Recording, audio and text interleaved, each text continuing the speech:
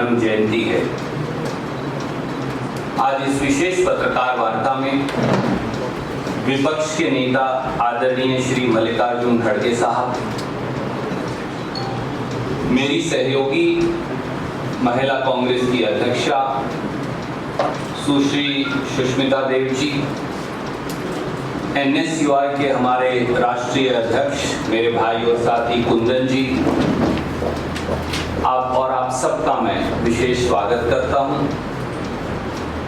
आज बाबा साहब की जन्म जयंती भारत के संविधान और संवैधानिक अधिकारों का उत्सव भी है। बाबा साहब की जयंती दास्ता, रूढ़िवादिता और अंधविश्वास के खिलाफ एक संपूर्ण क्रांति का उत्सव भी है। बाबा साहब की जयंती बगैर किसी दबाव और प्रलोभन के अभिव्यक्ति की आजादी का उत्सव भी है। आज जब देश के संविधान और संवैधानिक संस्थाओं पर मोदी सरकार द्वारा एक पूर्व नियोजित हमला बोला जा रहा है, तो बाबा साहब का कथन आज के संदर्भ में और भी प्रासंगिक है। एंड आई कोट, अज्ञानता से भय पैदा होता है, भय से अंधविश्वास पैदा होता है, अंधविश्वास से अंधभक्ति पैदा होती है, अंधभक्ति से आदमी का विवेक शून्य हो जाता है, और जिस आदमी का विवेक शून्य हो जाता है फिर वह आदमी इंसान नहीं, मानसिक गुलाम हो जाता है। इसलिए अज्ञानी नहीं ज्ञानी बनो। आज अंधविश्वास दोस्तों, आज अंधविश्वास और अंधभक्ति के चौतरफा अंधेरे में, विवेकहीनता और मानसिकता के गुलामी के वातावरण में, एक अहंकारी शासक के जबरन थोपे जा रहे स्तुतिगान व व्यक्ति पूजा के माहौल में और अभिव्यक्ति की आजादी को कंस की तरह बेड़ियों में जकड़े दिए जाने के युग में INC आज एक INC टीवी का विजन अनवील करेगा और उसकी फॉर्मल शुरुआत हम राष्ट्रीय पंचायती राज डे 24 अप्रैल 2021 से करेंगे। ये INC TV digital media platform इस अंधविश्वास, अंधभक्ति, विवेकहीनता और अभिव्यक्ति की आजादी पर लगी गुलामी की बेड़ियों को तोड़ने की एक छोटी सी शुरुआत होगी, जो महात्मा गांधी की सोच के अनुरूप है। आज हमारे साथ हम सौभाग्यशाली हैं कि आज हमारे साथ श्री मल्लिकार्जुन खड़गे जी हैं, और श्री मल्लिकार्जुन खड़गे जी सबसे पहले इस INC TV digital media platform का विजन क्या है, और INC टीवी ने एक छोटी सी फिल्म बनाई है। जैसा मैंने कहा कि इसकी फॉर्मल शुरुआत राष्ट्रीय पंचायती राज डे, जिसके लिए राजीव जी का नाम जाना जाता है, उस दिन से हम इसकी फॉर्मल शुरुआत, इसका प्रोग्रामिंग उस दिन से शुरू करेंगे। आज उसका विजन अनवील करने के लिए खड़गे साहब हमारे साथ हैं।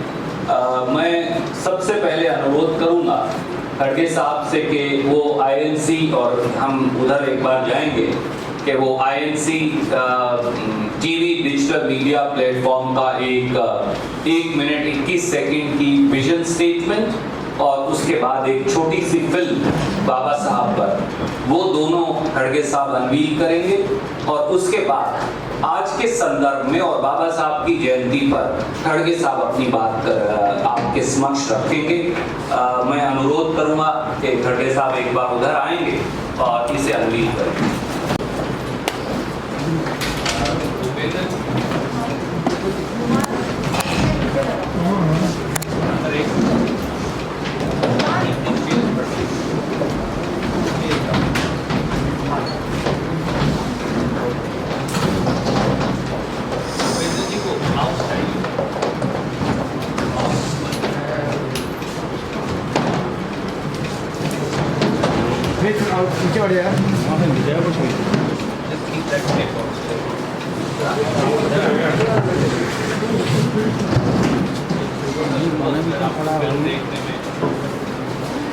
भाई साहब आप तो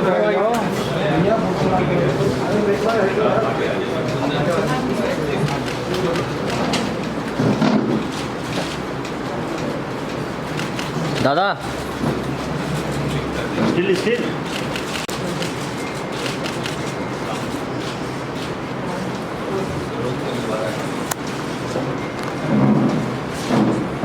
कई भूमिकाएं निभानी पड़ी। इनमें से पत्रकार गांधी की एक भूमिका थी। एबी ओबिडियन ने 9 जून 1960 को लिखते हैं, मैंने पत्रकारिता को अपने जीवन के उद्देश्य प्राप्ति के लिए अपनाया है। मेरा ध्येय है कि घोर दबाव में भी उदाहरण द्वारा मैं सत्याग्रह के बेजोड़ अस्त्र का प्रयोग सिखाऊं।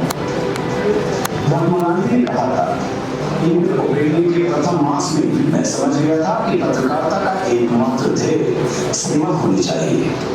समाचार पत्र के पास बड़ी भारी शक्ति है, लेकिन जिस प्रकार अनियंत्रित बाढ़ का पानी उन बस्तियों को डुबा देता है और फसलों को नष्ट कर देता है, उसी प्रकार अनियंत्रित लेखनी की सेवा भी विनाशकारी होती है।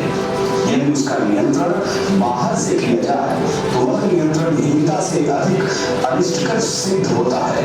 प्रेस का नियंत्रण तभी लाभकारी हो सकता है जब प्रेस उसे स्वयं अपने ऊपर लागू करे। अगर यह तर्क सही है तो दुनिया के कितने पत्र इस कसौटी पर खड़े उतरेंगे। महात्मा गांधी ने कहा था कि जो पत्र पत्रिकाएं निकम्मी हैं उन्हें कौन रोके। अच्छाई और बुराई की तरह निकम्मी और उपयोगी पत्र पत्रिकाएं भी साथ साथ चलेंगी और मनुष्य को अपना चुनाव खुद करना होगा। महात्मा गांधी कहते हैं, वाणी और लेखनी की स्वतंत्रता स्वराज की आधारशिला है। अगर यह खतरे में है तो तुम्हें अपनी संपूर्ण शक्ति लगाकर इसकी रक्षा करनी चाहिए। पत्रकार के रूप में गांधी कहते हैं, प्रेस को लोकतंत्र का चौथा स्तंभ कहा जा सकता है। उसके शक्तिशाली होने में कोई संदेह नहीं है, लेकिन उस शक्ति का दुरुपयोग करना एक अपराध है। मैं स्वयं एक पत्रकार हूँ और अपने साथी पत्रकारों से अपील करता हूँ कि वे अपने उत्तरदायित्व को समझें और अपना काम करते समय केवल इस विचार को प्रश्न दे कि सच्चाई को सामने लाना है और उसी का पक्ष लेना है।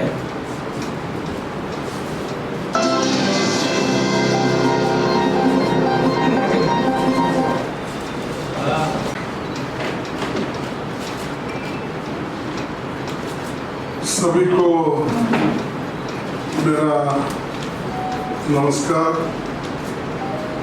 आज भारत रत्न बाबा साहेब डॉक्टर भीमराव अम्बेडकर जी का 130वीं जयंती हम मना रहे हैं। हमें खुशी है इस मौके पर पार्टी की तरफ से INC TV डिजिटल लॉन्च किया जा रहा है। हम चाहते हैं कि कांग्रेस के विचारों का व्यापक प्रसार और प्रचार इसके माध्यम से हो।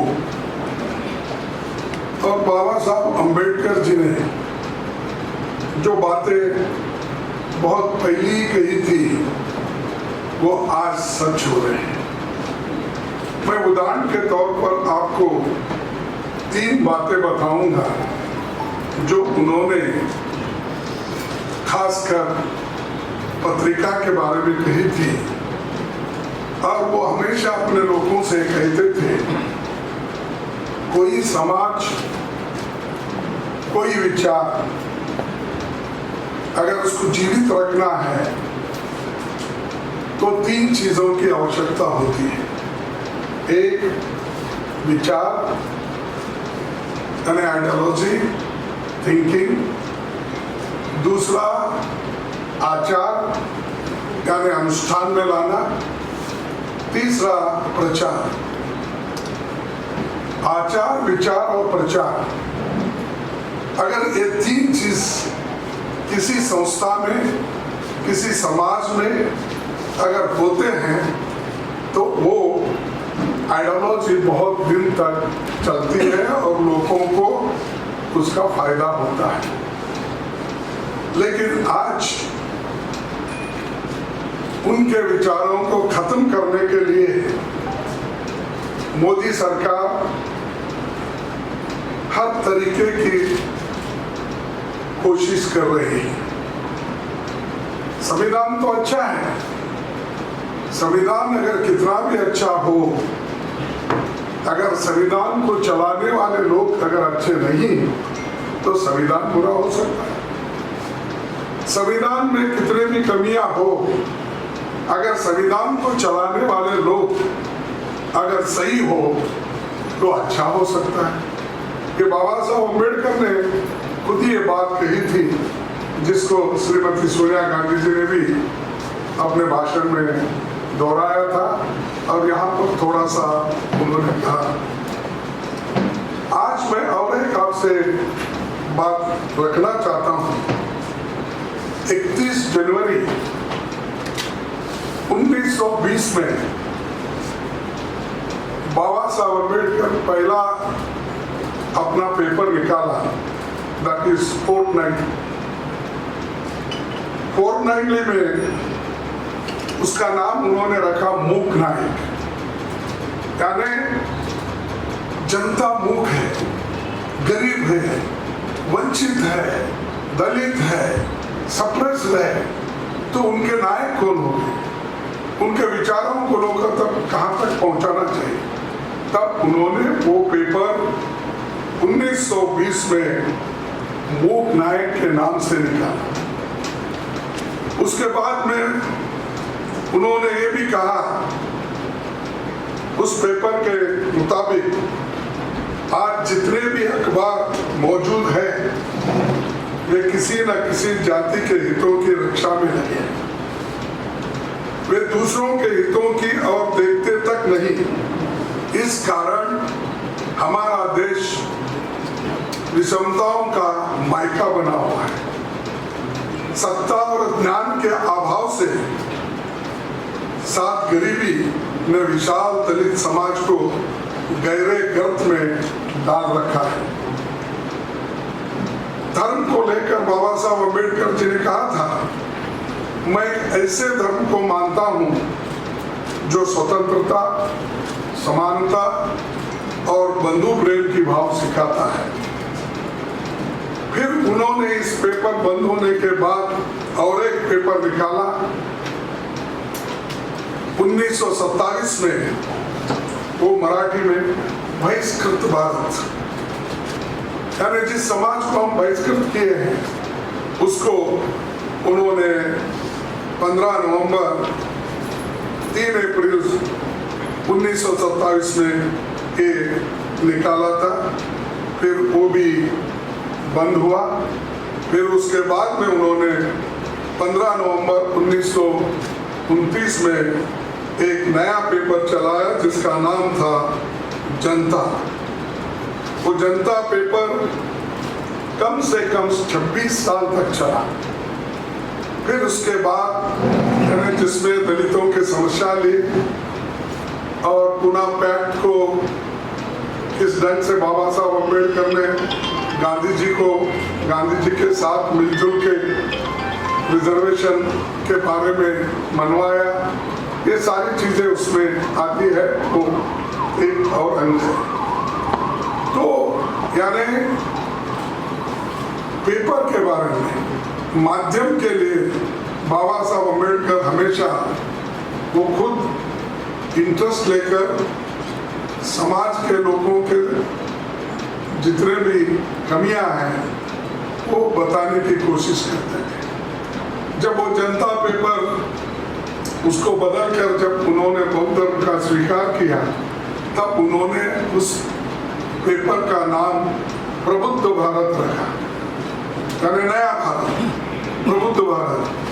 तो ऐसे नए नए विचार, नए नए पेपर्स उन्होंने इसलिए लाया कि उनके विचारों का भी प्रचार हो, साथ ही साथ जो दबे तबके और बहुत ही वंचित लोग हैं उनको एक फायदा हो। और मैं आखिरी बात एक कह के समाप्त करूंगा, फिर उसके आगे तो आप बोलेंगे कि एक बहुत बहुत ही इम्पोर्टेंट, जैसा कि अभी सूचेवाला साहब ने कहा कि और महात्मा गांधी जी ने उनके कोट भी आपने देखा, लेकिन यही बात 1943 में जब डॉक्टर बाबा साहब अम्बेडकर 101वीं जयंती रानडे की पुणे में हुआ था, उस वक्त उन्होंने ये कहा, भारत में पत्रकारिता कभी व्यवसाय थी, आज व्यापार बन गई है। ये उस वक्त के वर्ड है। अब ये खुद को जनता का जिम्मेदार सलाहकार नहीं मानती। भारत की पत्रकारिता इस बात को अपना सर्वप्रथम और सर्वोपरि करते हुए नहीं मानती कि वो एक तटस्थ भाव से निष्पक्ष समाचार दे। आज उनका मुख्य सिद्धांत है एक नायक चुनकर उसकी पूजा करना। उसकी छत्र छाया में समाचार पत्रों का स्थान सनसनी और विवेक सम्मत मत का विवेकहीन भावावेश ने ले लिया। मुझे इस बात की खुशी है कि कुछ सम्मानजनक अपवाद मौजूद है, लेकिन उनकी आवाज कभी सुनी नहीं गई है। तो ये बाबा साहब के विचार थे उस वक्त के पत्रकार के लिए, पत्रों के लिए, पेपर्स के लिए, लेकिन आज भी वो निश्चित रूप से वो ये प्रूव हो रहा है कि जो पहली व्यवस्था थी, जो महात्मा गांधी जी ने कही, फिर उसके बाद में बाबा साहब अम्बेडकर जी ने कहा, वो सत्य होते जा रहा है।